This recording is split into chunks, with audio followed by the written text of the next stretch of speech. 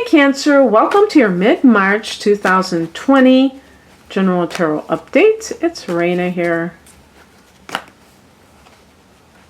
I think I'm just going to go whoosh. It makes it a lot more likely that I pick totally new cards. Sometimes I get tired of picking the same cards over and over. Speaking of which, I just got that card.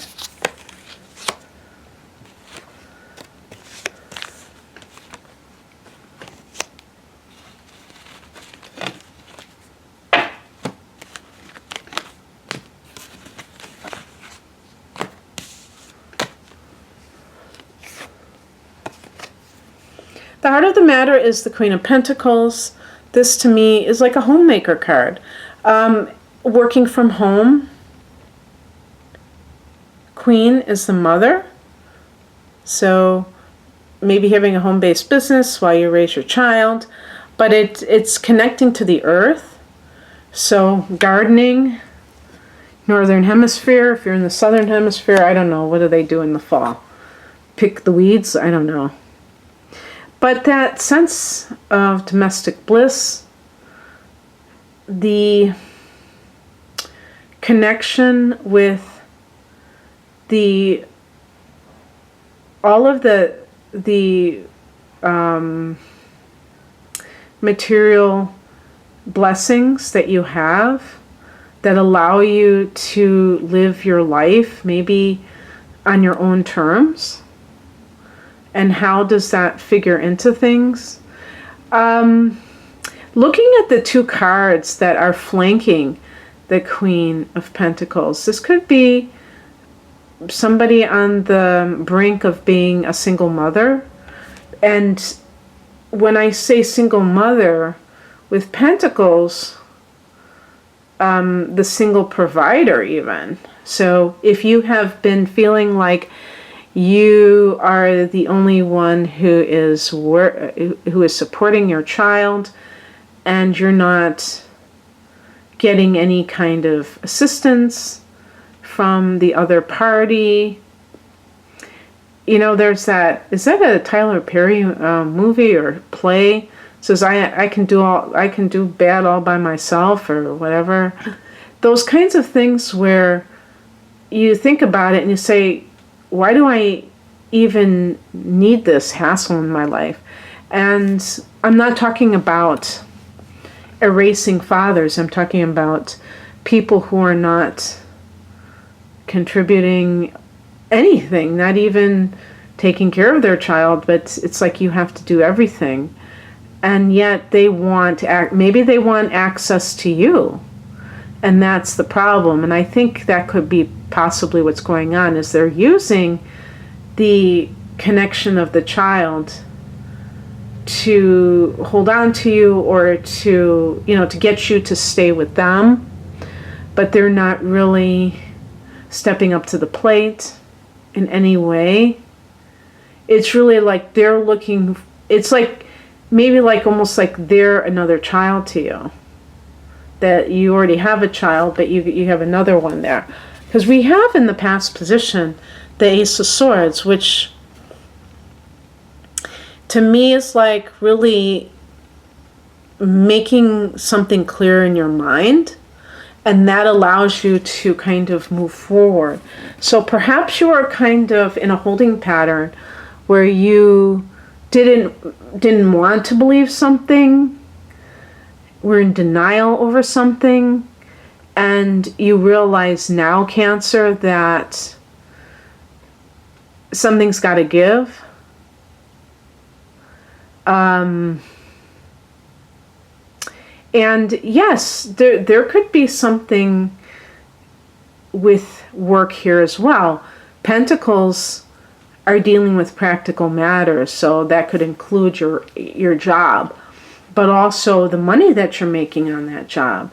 And you may realize that you need more than what you have been accepting. And we have as a higher message the Six of Swords. This is moving on. Sometimes it can be relocating. And of course, with relocating, people, I'm speaking of the United States, I can't speak of other countries, but in the United States, people, I don't know if this is true, but it seems like it's even more of a mobile environment than ever before, because first of all, we have the internet, so it can fill in the gaps. Even if you're staying with one company, you can still do the, telecommuting or what have you. But the other thing is that certain states are much more conducive to finding work, maybe have lower cost of living, and so on and so forth.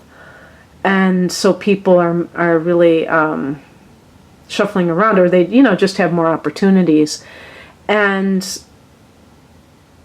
you may feel like you're able to kind of narrow that down. Perhaps you weren't quite sure. With the Queen of Pentacles, you may have even been tied to your home and had that sense of, as a Cancer, that sentimentality, that desire to hold on to something with the memories of really happy times there. It may have been very hard to contemplate moving, but you finally realized, and I think with the Ace of Swords, it's like pinpointing exactly why. And actually, I wasn't really even looking at these cards, for themselves. I forgot that I had picked this. This is the challenge card, the Two of Pentacles. This can be a job offer from overseas. If that's the case, that may be very hard for you because, excuse me, again, not sure if you want to go so far away. Being attached to where you are, where you're from, especially if this is really long distance and in a strange country. The Two of Pentacles can be that life is very hectic. So if you realize that it's time to move, you may feel like you have so much to do and you don't know when you're going to be able to do everything, especially if you also have a family that you're raising. It just may feel like everything is happening at once and you don't know how to rein it all in. But the last two cards that you get, they're both cups, and of course your cups being water, but they're all about wish fulfillment and kind of that closure, or there's another word that's better than closure, completion. So the Nine of Cups is a card of wish fulfillment and that idea of getting something that you want and being very happy about it because you feel like, the universe is working on your behalf. And I mean, even the Queen of Pentacles is a great money card too, Cancer. So I don't want to act like these are the only good cards, but this is a nice reading. I mean, there's a lot of positivity that's coming in here. And so I think that once you make up your mind about something, and I think with the Ace of Swords, it's like admitting something to yourself that perhaps you were resistant to do so. And it's like everything then falls into place because it was like the universe was just waiting for you to admit something. And then you align yourself with the things that are waiting for you. I have gotten into this recent, I don't want to call it a habit because I only did it 2 days in a row, of listening to Esther Hicks or Abraham Hicks again. And one of the terms that they use, a law of attraction term, is vibrational escrow, which means that, if you want something, it means that it's already there for you. It's waiting for you. It's waiting to blossom. It's waiting to flower. And that is such like a delicious thought, because it really resonates with me. This idea that our dreams are indications of things that are waiting to be made manifest.